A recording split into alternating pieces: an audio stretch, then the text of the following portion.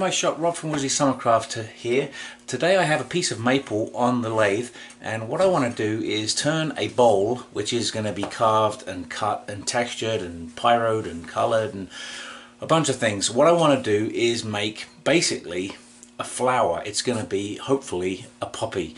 So let's see how this goes. I've been thinking about doing this since November of this year for Remembrance Day, and I just haven't had time to do it, so I'm going to do it now.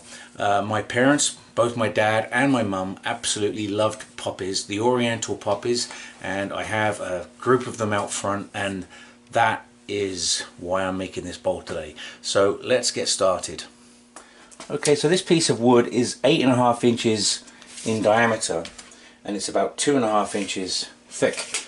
So we're going to turn the underside first. So I want to turn the base, which is the center of the flower, with a mortise, and then I'm going to shape what will become the 5 petals of the poppy. Okay, so the first thing I'm going to do is I'm going to true up the underside of the bowl and get it all trued up along the side as well, and then we're going to figure out the best shape for this to be.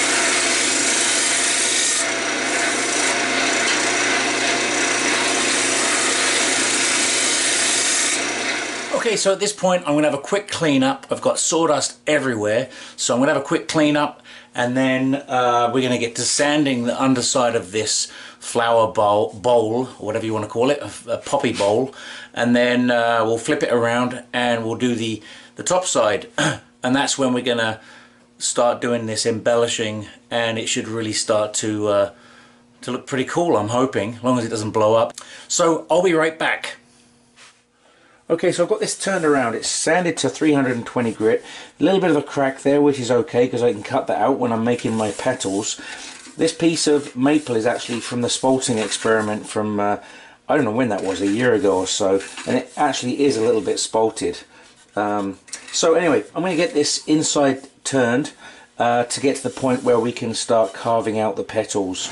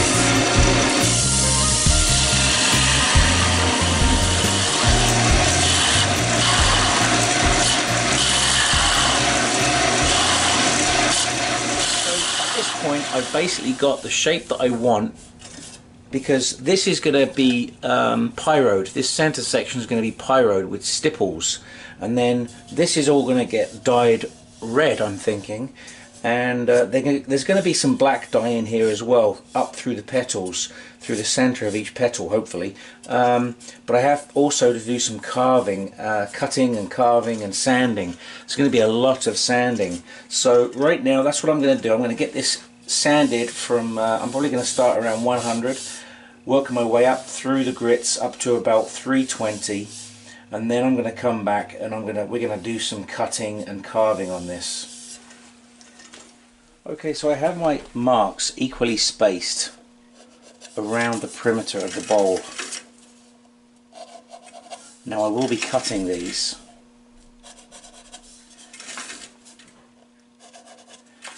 And the way I did this, the way I worked this out, was I used the scroll chuck, the Easywood chuck, as an indexing system of sorts.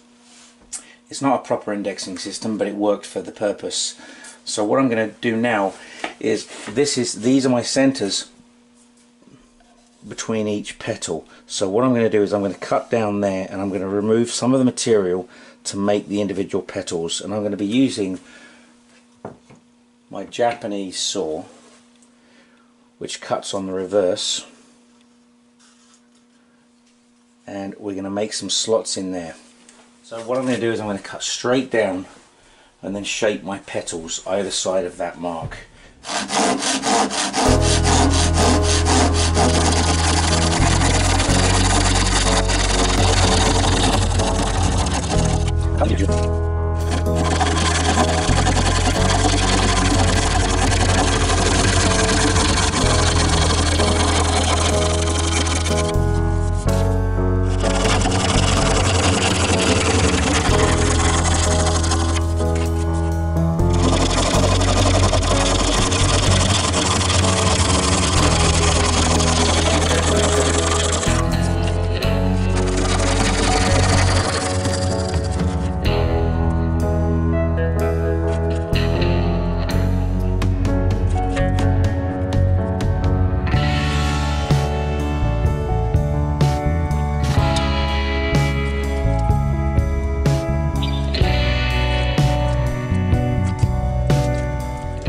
Hopefully you can see the areas that I'm removing to create the 5 individual petals. I think that odd numbers work better than even numbers when you're trying to make a flower.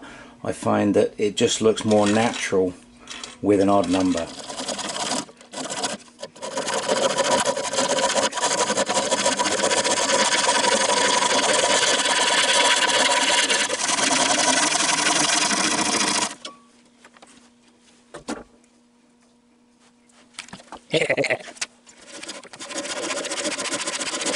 Carl, you're not the only one that gets to sit on their lathe, you know.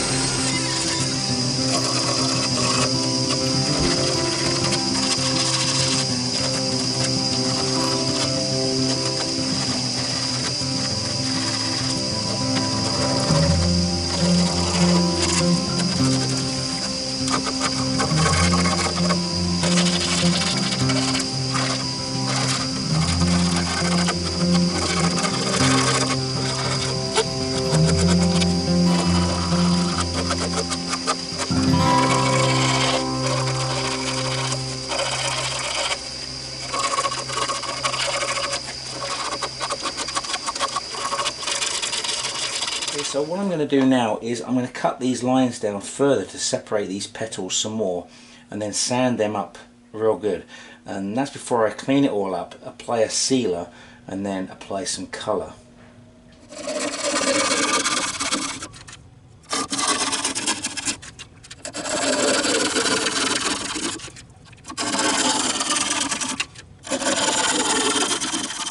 This really isn't something that I do a lot of, colouring. I'm fairly new to colouring, but we'll give it a go. It doesn't really matter if I go too much yellow because the red's going to cover that up anyway. So we'll start with this lighter yellow colour. I'm not going to worry too much about the centre because it's going to get pyroed. So, and if I go too much yellow, that's okay, the red will take care of it. So what I'm going to do is I'm just going to dye this centerpiece here yellow with the paper towel, and I'm going to let that dry, make sure it's on there good.